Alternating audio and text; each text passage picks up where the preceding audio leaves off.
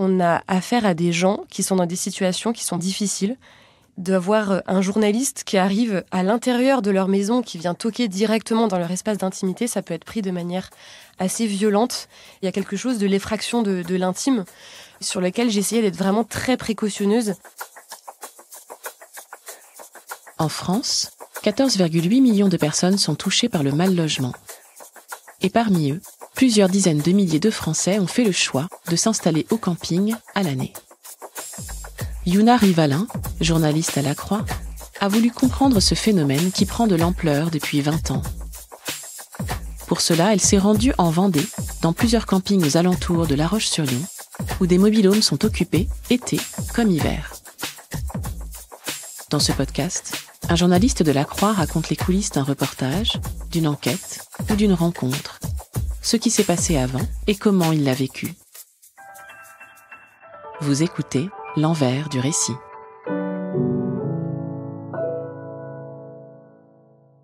Bonjour, je m'appelle Yuna Rivalin, je suis journaliste au service religion de La Croix. Mais il y a encore quelques mois, je travaillais au service France où j'étais reporter. Je vais vous parler d'un reportage qui parle des gens qui vivent au camping en hiver par faute d'accès au logement. L'idée elle m'est venue par plusieurs biais, je pense qu'il y a aussi un petit peu de mon histoire personnelle. Quand j'étais plus jeune, celui qui est aujourd'hui mon mari était étudiant à La Roche-sur-Yon. Il avait eu beaucoup de difficultés à trouver un logement et s'était retrouvé en mobil-home, donc en coloc avec un de ses camarades de classe. Donc c'était plutôt sympa en été, parce qu'il faisait chaud, les petits apéros sur la terrasse, etc., du mobil-home. Mais en hiver, c'était vraiment très galère. Lui se retrouvait à devoir dépenser des fortunes en chauffage pour pouvoir chauffer sa chambre. C'était très humide, il y avait beaucoup de problèmes de moisissure, etc. Et moi, j'étais assez surprise parce que je ne m'attendais pas du tout à La Roche-sur-Yon d'avoir de tels problèmes d'accès au logement. On sait que c'est des problèmes qui arrivent dans des secteurs très touristiques avec beaucoup de résidences secondaires, comme la Bretagne, par exemple. Et ça arrive aussi beaucoup dans les grandes villes, comme Paris, comme Marseille, comme Nantes, etc. Mais je ne m'imaginais pas du tout avoir ce genre de phénomène en Vendée. Et puis en fait, quelques années après, son petit frère est aussi arrivé à La Roche-sur-Yon, donc on n'est pas du tout du coin. Mais il s'est retrouvé, lui, à vivre en sous-sol d'un appartement d'un particulier, en coloc aussi. Et là, je me suis dit, mais soit ils sont vraiment très mal organisés, soit il y a vraiment un problème d'accès au logement dans cette ville. Et en fait, quand j'étais reporter au service France il y a quelques mois, j'épluchais beaucoup la presse locale pour pouvoir trouver des idées de sujets de reportage. Et je voyais des articles qui disaient « c'est super, les étudiants se logent dans les mobil-homes, c'est une alternative plutôt sympa, ils payent pas trop cher, ça fait un peu vacances ». Et là, je me suis dit « en fait, non, c'est pas super, ça fait pas vacances, ça s'appelle la crise du logement et c'est grave, en fait ».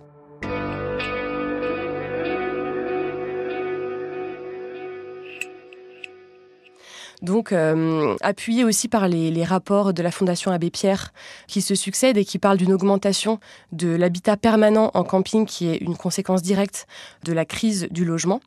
J'ai proposé ce sujet à la rédaction, au service France. Et en fait, quand on est arrivé dans une période de grand froid, au moment de fin janvier, voilà, quand on parlait de température de -1, -2 degrés, avec le service France, on s'est dit que c'était le bon moment pour aller parler de ces problématiques d'accès au logement et de l'habitat permanent au camping. Donc comment ça s'est fait ? Moi, pour le terrain de mon reportage, j'ai du coup choisi La Roche-sur-Yon, puisque je me suis dit que mon interrogation, quand j'étais plus jeune, avec celui qui est maintenant mon mari, pouvait aussi interroger les lecteurs en disant « mais comment ça se fait ? La Vendée, c'est une région qui est super, etc. » Mais je ne m'attendais pas à avoir ces problématiques-là dans cette région-là.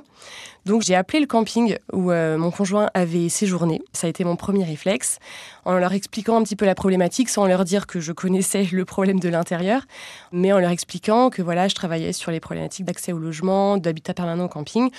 Eux ont refusé de me recevoir, ce qui est compréhensible parce que c'est pas toujours très glorieux pour un camping de se dire que voilà, c'est un peu la solution de repli. Et puis, il y a des problématiques aussi d'isolation des mobil-homes, de froid, d'humidité, etc. qui posent question. Mais je leur ai demandé, du coup, de me conseiller un autre camping, ce qu'ils ont fait.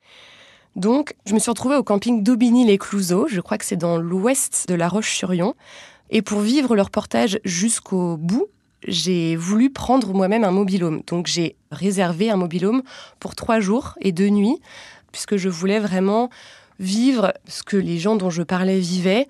Les problématiques de froid et d'humidité, c'est pas un truc qu'on vérifie quand on vient interviewer quelqu'un 20 minutes à 14h. C'est quelque chose qui s'expérimente à 2h du matin quand il fait super froid dehors et qu'on se rend compte qu'on caille vraiment.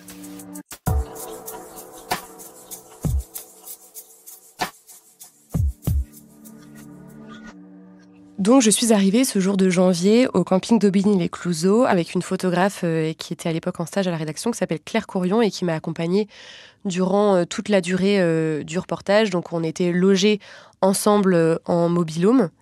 Donc, le camping d'Aubigny-les-Clouzot, c'est un camping qui est très grand, qui est classé, je crois, 3 ou 4 étoiles. Le camping est séparé en 2 parties. Il y a une partie qui est plutôt haut de gamme avec piscine, aire de jeu, etc. Avec des très beaux mobil-homes, un accès à un lac qui est vraiment très beau, qui est ouvert seulement en saison, donc l'été. Et puis, il y a une autre partie du camping qui est ouverte toute l'année pour les gens qui sont en difficulté d'accès au logement et qui se retrouvent là faute d'avoir trouvé mieux. Les mobil-homes, dans cette partie-là, qui est ouverte toute l'année, ce sont des mobil-homes qui sont un peu en randonnion. On peut circuler sur un petit chemin de terre. Et en fait, dans ce camping-là, sur une douzaine de mobil-homes, il devait y en avoir 5 ou 6 qui étaient occupés, dont le nôtre. Donc, c'était pas du tout rempli. Et donc, dans notre mobil-home, il faisait extrêmement froid. Et donc, en fait, il y avait une plutôt grande pièce à vivre. Je pense que l'ensemble devait faire autour de 30 mètres carrés, avec une cuisine fonctionnelle, une chambre 2 places, une chambre 1 place, et puis ensuite des sanitaires. Enfin, voilà. Donc, en fonction des campings, en fonction de la taille des mobil-homes, par mois, un loyer, c'est entre 470 et 650 €. À ça, il faut ajouter les charges, le chauffage, l'électricité, etc. Et pour donner une idée, donc on était en plein mois de janvier, on est resté 2 nuits et on a éteint le chauffage en journée pour économiser de l'énergie. Avec la photographe Claire et moi, on en a eu pour 28 € de chauffage en 2 nuits, ce qui est énorme. Et qui vient s'ajouter donc au prix payé par mois. Donc 28 € pour 2 jours, imaginez la facture au bout de 30 jours dans le mois, quoi. Parmi les gens qui vivent dans ces mobil-homes, il y a un peu plusieurs types de profils. Il y a à la fois des ouvriers qui habitent en région parisienne la plupart du temps et qui sont employés par des boîtes du coin pour refaire des bâtiments, etc., qui sont là seulement en semaine et qui, ayant un budget hebdomadaire pour le logement, en étant sur le chantier, choisissent d'habiter à plusieurs, 3 ou 4, dans un grand mobil-home, parce que c'est là qu'ils peuvent aussi se faire à manger.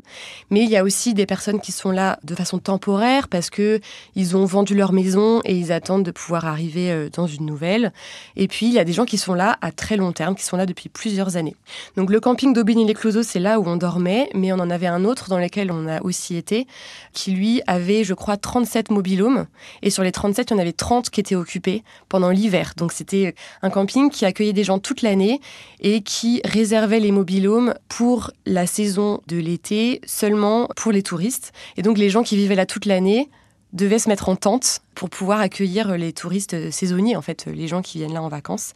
Et donc certains, pendant l'été, partent et essayent d'aller chez de la famille pendant que leur mobil-home est laissé aux touristes. D'autres vont sous la tente en se disant « ça fait un peu vacances ». Bon. Dans cet environnement, il y a des parcours qui m'ont particulièrement marquée. Je me souviens d'une femme qui s'appelle Abby, qui avait une petite fille qui avait 3 ans et qui était enceinte de 8 mois et demi, qui, à la suite d'une rupture, elle se retrouve sans logement. Elle vient d'acheter une maison, mais il y a des travaux à faire qui sont encore en cours pendant 3 mois. Et donc, elle se retrouve à 8 mois et demi. Donc, je me rappelle qu'on l'avait interviewée en compagnie de la directrice du camping, parce qu'elle nous accompagnait pour aller voir les gens pour pas que ça fasse trop abrupt comme rencontre, parce que c'est pas évident non plus d'aller chez les gens, de dire bonjour, est-ce qu'on est journaliste, est-ce qu'on pourrait vous parler, c'est pas toujours voilà, on rentre dans l'intimité des gens.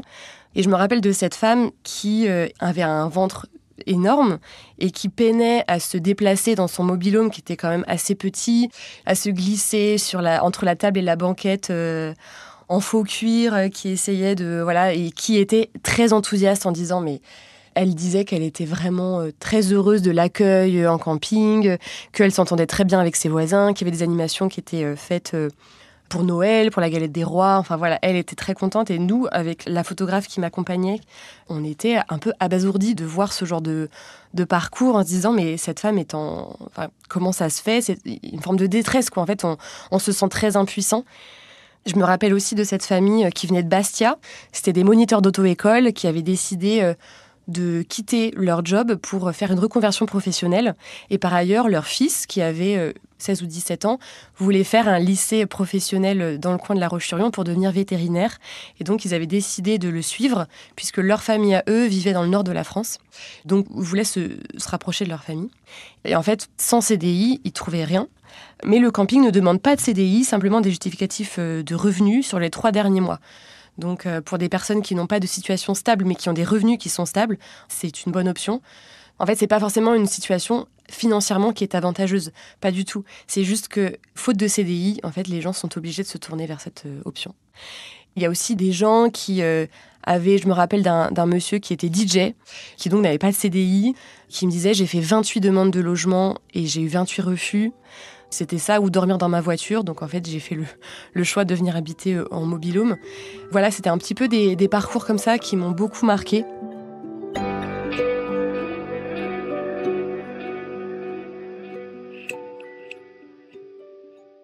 Ce que j'ai compris aussi dans ce reportage, c'est que pourquoi ça arrive à La Roche-sur-Yon ? Parce qu'en fait, c'est une région qui est extrêmement attractive économiquement. Il y a beaucoup d'entreprises, il y a des bateaux, des radiateurs, des vérandas, l'agroalimentaire avec Fleury-Michon notamment. Enfin, il y a beaucoup d'emplois. En fait, une des directrices de camping me disait le cas typique, c'est un père de famille qui trouve un emploi dans la région, qui vient seul pour essayer de trouver un logement pour accompagner son emploi. Donc, il reste au camping le temps de trouver. Quand ça dure un petit peu, il commence à faire venir sa famille parce que c'est compliqué aussi pour chacun de vivre séparé. Et en fait, parfois, au bout de plusieurs semaines, voire plusieurs mois en mobil-home, ils se rendent à l'évidence qu'ils ne trouvent pas de logement et que ce père de famille doit quitter son emploi faute d'accès au logement, quoi. En fait, il y a beaucoup d'attractivité économique, beaucoup d'entreprises qui embauchent, mais il n'y a pas forcément l'accès au logement qui va derrière. En tout cas, les logements ne suivent pas.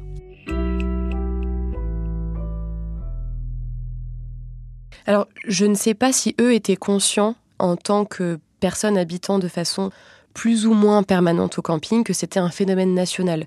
Pour beaucoup, c'était quelque chose de temporaire. J'ai essayé de rencontrer via la directrice du camping des gens qui étaient là depuis des années. Et d'ailleurs, on le voit quand les locataires de mobil-home sont là depuis des années. Ils ont décoré l'intérieur, l'extérieur surtout. Ils ont mis des décorations, des fois de Noël, sur l'escalier qui mène à leur espace de vie. Mais les gens qui étaient là depuis très longtemps, soit n'étaient pas là, soit ont refusé de me parler. Ce qui est compréhensible parce que peut-être que eux, justement, étaient plus conscients de faire partie d'un phénomène de société et ils ne souhaitaient pas échanger là-dessus parce que ça peut être douloureux, évidemment. Les gens à qui j'ai échangé, à part ce DJ qui était là depuis, je crois, 1 an, sinon c'était depuis plusieurs mois. Mais c'est vrai que les gens n'étaient pas forcément toujours conscients de ça. Pour eux, c'était une solution de repli. Et puis, le camping dont je parlais, qui avait 30 mobil-homes occupés sur 37, donc qui était bien identifié comme étant un lieu de résidence pour l'hiver, avait des mobil-homes qui étaient très bien isolés. Justement, parce que c'était un camping qui était identifié comme étant un point d'accès à une forme de logement, avait fait les travaux nécessaires, avait des mobil-homes flambant neufs, etc. Le camping dans lequel on résidait, avec des mobil-homes dont certains avaient été vieux de plusieurs dizaines d'années et qui n'étaient pas forcément faits pour ça, mais en fait, c'était une solution de dépannage, quoi. Et notamment, je me souviens d'un monsieur qui était là en attendant de faire des travaux sur sa maison. Donc, il se disait, oui, voilà, c'est une solution un peu économique pour moi. Et puis, je vais rester, je pense, 1 an, le temps que mes travaux soient terminés, etc. Et en fait, quand nous, on est allé payer notre note à la fin de notre séjour, on en avait pour 28 € de chauffage pour 2 jours. Lui, il en avait pour 400 € pour 1 semaine. Ça faisait 1 semaine qu'il était là. Et en fait, quand nous, on l'a su, lui n'était pas au courant, parce qu'on allait lui transmettre sa note dans les heures qui suivent, quoi.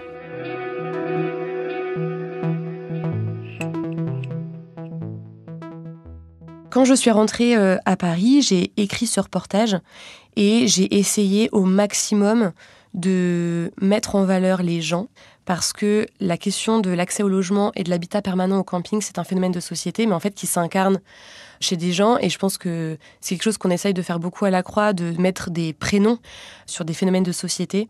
Et moi, je m'efforce toujours de commencer un papier, surtout un reportage, par des prénoms. Et voilà, en fait, j'ai essayé de dérouler au maximum les histoires de vie qui s'imbriquent avec un phénomène de société qui est réel et qui est en réelle augmentation.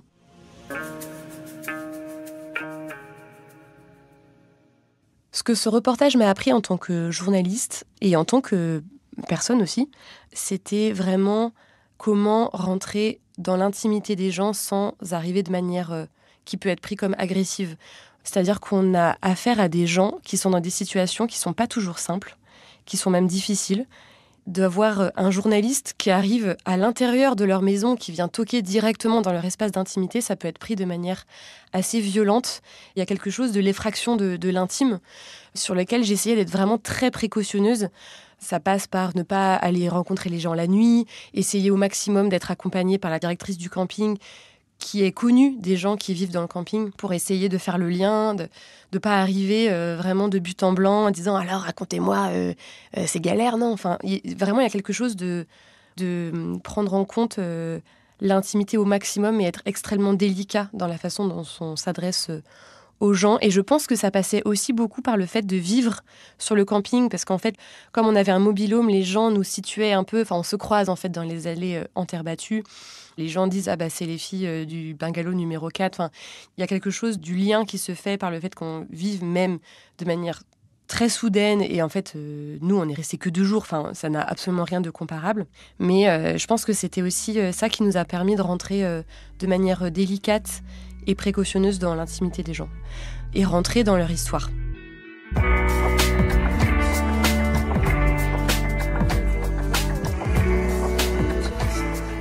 Vous venez d'écouter un épisode de L'envers du récit.